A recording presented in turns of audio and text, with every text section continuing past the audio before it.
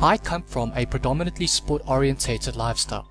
I first started competing on the athletics track as a sprinter for my school. It later expanded to 800 meters, shot put and long jump.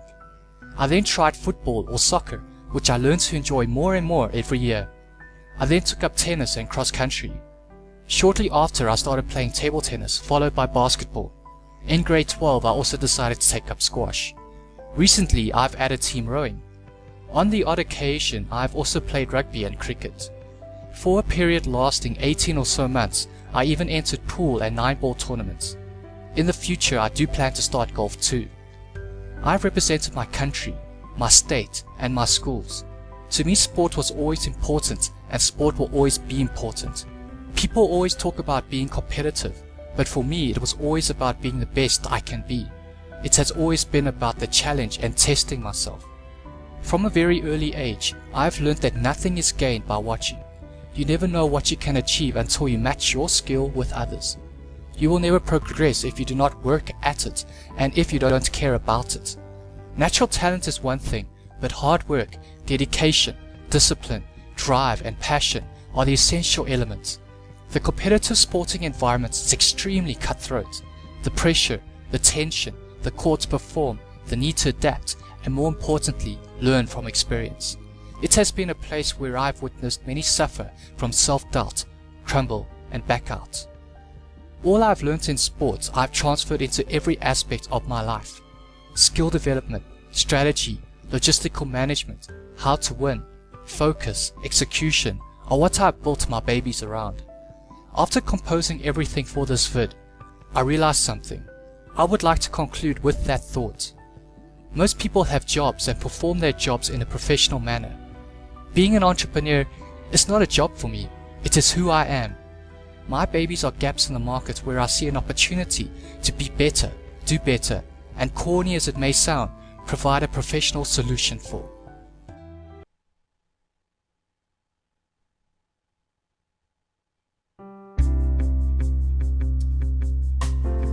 How would people describe me? I've grouped the replies I've received into categories. These are the answers I have gathered. From long-time friends, they say I'm responsible, reliable, loyal, honest, and relentless. Integrity means a lot to me. Lies, false promises, never doing what you say, not taking responsibility, and putting up an act. To me, that is a superficial, meaningless life. I wake up every day and make a conscious effort to be truthful, to be open, and to be real. In a way, I am relentless because of the standards I expect from myself and the standards in which I believe others can reach. I never give up on myself and I never choose to believe the worst of others. First impression: friendly, happy, shy, active, and observant. Socially, I'm easy to get along with. However, I am shy. Once I get to know someone, I do open up, and I easily form strong bonds. Sense of humor: prank-like, soft, and simple. I'm not a joke teller. I do find myself explaining stories, but I'm not the type to tell stories for the sake of it.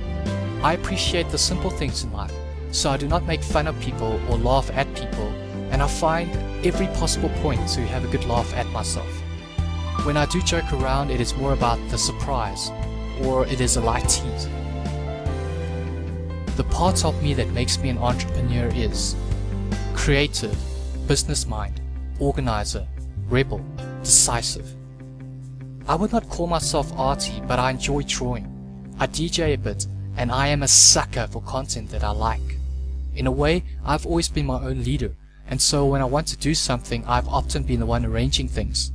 I stand up for what I believe in, and believe wholeheartedly in what I think is right. Favorite number: 3. Favorite animal: panda.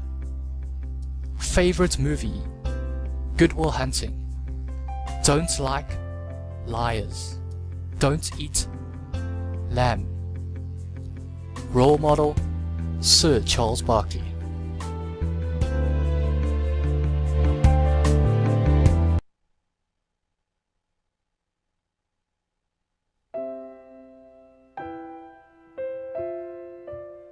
As an entrepreneur and an aspiring business person, every venture, Every idea I take on board revolves around common themes and common goals. It must be written in my DNA, but I never copy. I will never do something if I'm willing to settle for second best. I will never rip off my potential partners and clients. So in everything I do believe it is original and innovative and fresh. I do believe I would be creating and offering, if not better products and services, then a better alternative to the market leaders. My aim is to be competitive and to compete. I might not always be able to accurately express or be willing to express, but my vision and objectives are clear. That is to produce super products and services, giving the client the best possible experience, giving the client the best value for their buck, and hopefully creating value add to what will become a valuable business. And then to grow as a valuable business, keeping in mind that a business will not grow if there is no value in one's offerings. I'm in it for the long term, and no short-term gain that could potentially damage the brands I'm trying to build will be tolerated. I know those who are watching might be thinking of risk. For me, I see the possible risks, but I don't see risk in what I'm doing. It is more risky to do something safe, to do something that has been done, or do something that is already being done. It is even more risky to buy a car that depreciates the very second you drive it off the showroom floor. There is risk in everything we do, but it's not like we don't do anything because of risk. The difference is what you do after you have taken that risk, and in most cases what you do with that risk. Here I have a stake in my own businesses. I'm comfortable with my risk profile, because in a way I'm in control of my own destiny. As I help my babies to grow and get the ball rolling, I know that at every turn, my return on investment is increasing. On the other end, when what I'm doing gets out there, it is going to do good in people's lives. There is no way to measure the value in that.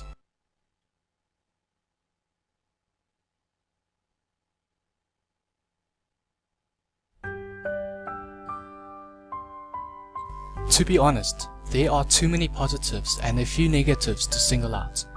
It is not work if you are working on things that you are passionate about. I willingly work endlessly. To many that would be too much and that would sound crazy. But to me, even if I'm out socializing, half my mind is still on work. It is like what I do is who I am and part of who I am. Again, to many that would be too much and it would sound crazy. The worst part about being an entrepreneur is a combination of things. Not having a great team, not having the support you need, and maybe not having people around you that you can talk to. To someone who has always had a job, and to someone who has never started up a startup business on their own. To be more specific, someone who has never started up a startup from scratch that is unique. They would never understand the struggles an entrepreneur faces. At times, it is quite a lonely process. Being an entrepreneur, and especially a first-time entrepreneur, every day you're getting an education. There is always something you don't know, which you will want to know, and will need to know, and have to do, but don't know how to, or have to do without having the experience to move forward. Again, to many, that is really daunting and scary, and it could become extremely overwhelming. With me, it was all that, but it was also such a rush. Every day was exciting and on the edge. In the interviews Gina Bianchini gives, the interviewers call her Gina Bianchini. I wonder though if the correct pronunciation is Gina Bianchini. One day soon, maybe I'll get the answer from her myself.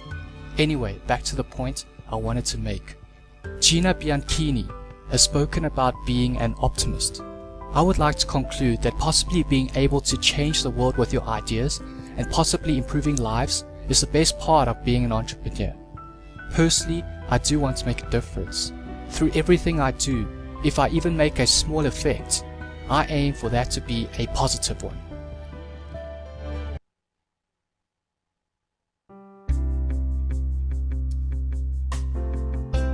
As an entrepreneur, I've already taken so much in my stride. Having an idea is nothing more than a starting point. From there, it needs to be developed on a business model.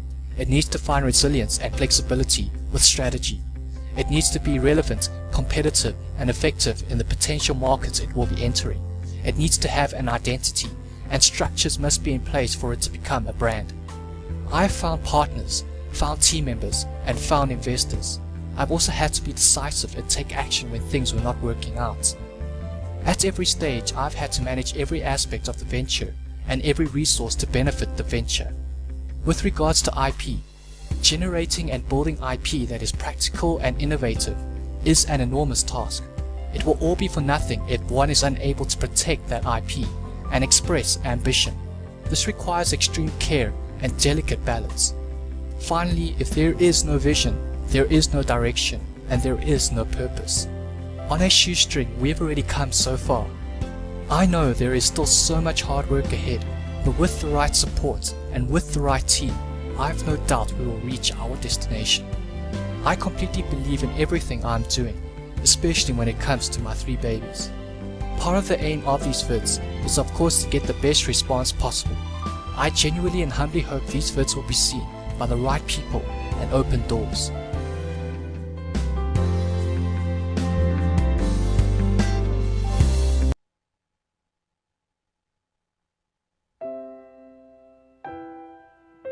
It was really hard choosing what to and what not to speak about throughout every vid.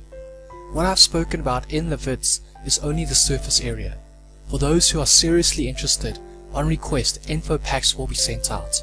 Those info packs will include topics such as competitors, business strategy, risk, our view on the future of technology, our opinions on the challenges facing technology, our economic take on where we see ourselves being positioned. Again, I would like to stress that in order to protect our IP, you will find that there are areas where we are not able to be 100% transparent.